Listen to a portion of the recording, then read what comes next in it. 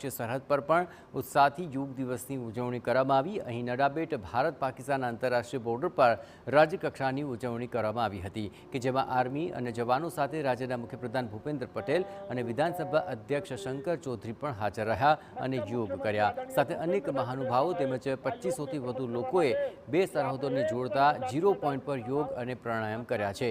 તો લોકોએ યોગ ભગાવે રોગનો સંદેશો આપ્યો।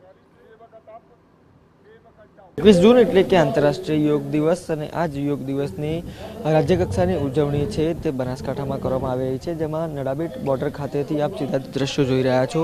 મુખ્યમંત્રી ભૂપેન્દ્ર પટેલ સાથે જે ગુજરાત વિધાનસભાના અધ્યક્ષ છે શંકર ચૌધરી, આ ઉપરાંત જે શહેરી વિકાસ વિભાગના સેક્રેટરી ઉપરાંત જે રમતગમત વિભાગ જેમની પાસે છે તે અશ્વિન કુમાર સહિતના જે અધિકારીઓ છે તેઓ અત્યારે રાજ્યકક્ષાની ઉજવણી કે જે નડાબેટ ભારત અને પાકિસ્તાન બોર્ડર છે ત્યાં આગળ થઈ રહી છે ત્યાં જોડાયા છે। નડાબેટ બોર્ડરથી રાજસ્થાન તરફ અને આ ઉપરાંત કચ્છ તરફ જતા બંને માર્ગો ઉપર 2500થી વધુ જે લોકો છે ત્યારે યોગ અને પ્રાણાયામ છે તેમાં જોડાયા છે। ન માત્ર અધિકારીઓ પરંતુ ભારતીય આર્મીના જે જવાનો છે તે પણ આ જે કાર્યક્રમ છે તેમાં જોડાયા છે।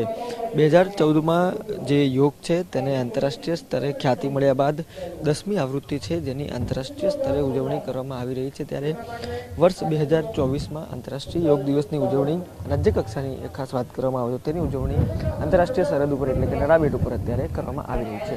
કેમેરા પર્સન નટવર પરમાર સાથે રોનક વર્મા, TV9 નડાબેટ। બનાસકાંઠામાં પ્રસિદ્ધ યાત્રાધામ